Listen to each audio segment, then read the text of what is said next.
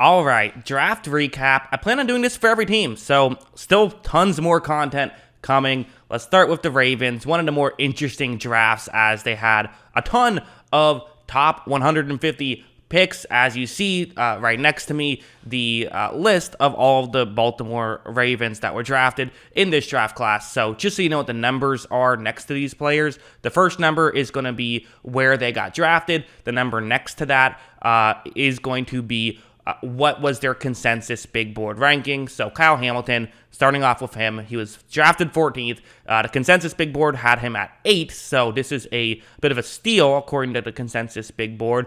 And he is someone who, I mean, listen, was I lower on him than others? Sure, but he's someone who many believe could be an elite player at that position. I do feel like how he works is going to be largely dependent on is he used correctly. But let's be honest, Baltimore knows how to use defensive backs correctly. So I think they'll be able to figure it out. So I'm not too concerned about that. It'll be interesting to see. Are they going to play cover 2 was what some inklings I've heard. I'm not sure if that's the best way to use him, but we'll see.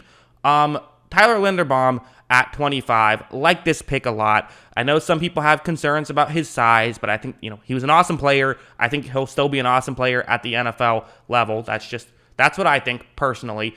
He's very good, and I think that he's someone who could fit in this scheme very well. I know people think that you have to be bigger to be in this scheme. I don't. I think just being quick, which he is, and he can get to that second level well, will work for Baltimore. So that's what I think about Linderbaum as their other first-round selection.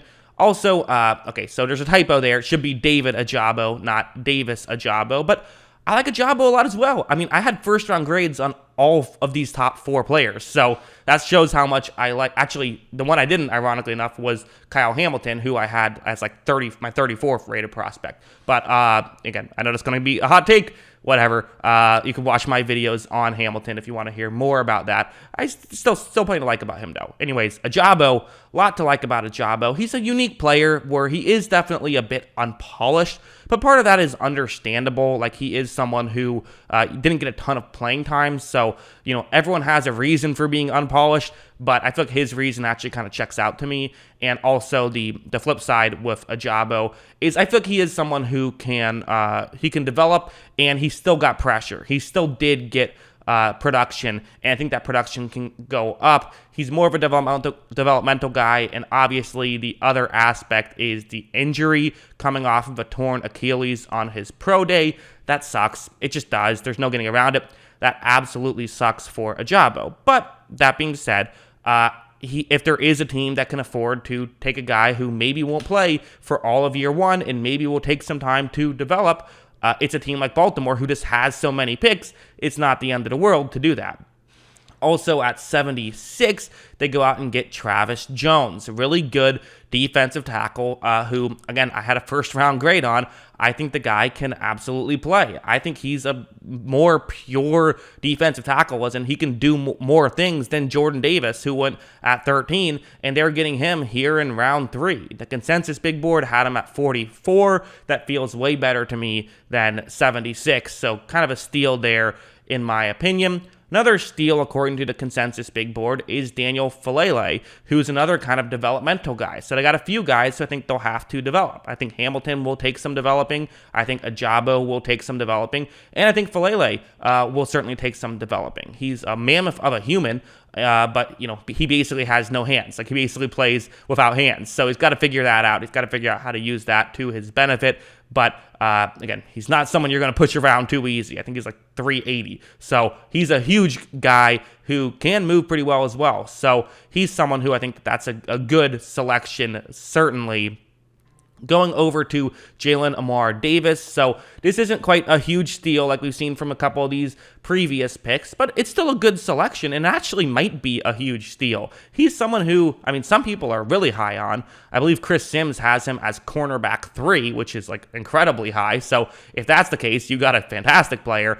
I wasn't quite that high, but I did have him as a top 10 defensive back because I think that play. We only saw him for 1 year. He was a 1-year starter at Alabama, but he played well when he was there. So, bit of a small sample size, but I'm willing to take a chance on a small sample size, especially at pick 119. And if the Ravens say he's good, he's probably good because the Ravens know defensive back. That's just what they do.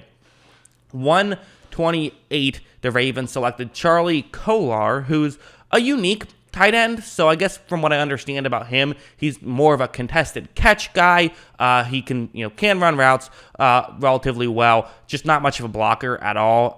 He has the frame for it though, so maybe you hope that he can develop that as he is 6'7". The issue is he's only 250 pounds, which sounds weird to say only, but at 6'7", for a tight end, you'd kind of maybe rather be a little bit, add 15 pounds or so, but maybe they'll have him add a little bit of weight and become a better blocker. So, and again, there's more to blocking than just size, but that's kind of the thing. Him and Isaiah Likely, who was at 139, are both kind of receiving tight ends. I made a film study on Likely. So, with those two guys, kind of my thought with them is why? What are the Ravens doing here? Why are they going after receiving tight ends? What's their logic? They also got rid of Hollywood Brown. Is the idea to go with an all tight end offense or something? Maybe they wanted more size and feel like these are guys who can be receiving options, and they do love their tight ends in Baltimore. Obviously, they already have one of the best in football, Mark Andrews, so that's interesting to me. 130 here. I skipped over it a little bit. So we have some like, oh, hey, wow, that was good value. Couple of what are we doing here picks. Jordan Stout at 130, a punter. So the reason why he's ranked 299 is simply due to positional value.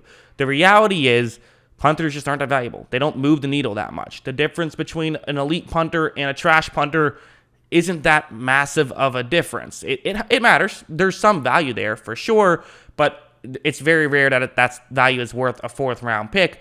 So that's kind of the thing. That being said, apparently Jordan Stout's a good punter. So if you do value that, which of course, John Harbaugh, former special teams coordinator, so he does value that, then all right. And it'll save you some money as you can cut your current punter as well. But you could have still done that if you drafted someone in round 7. That's kind of how I view it. At pick, so going down here to 141, I believe his name is pronounced Damarin Williams. Could be wrong about that. Apologies if I am.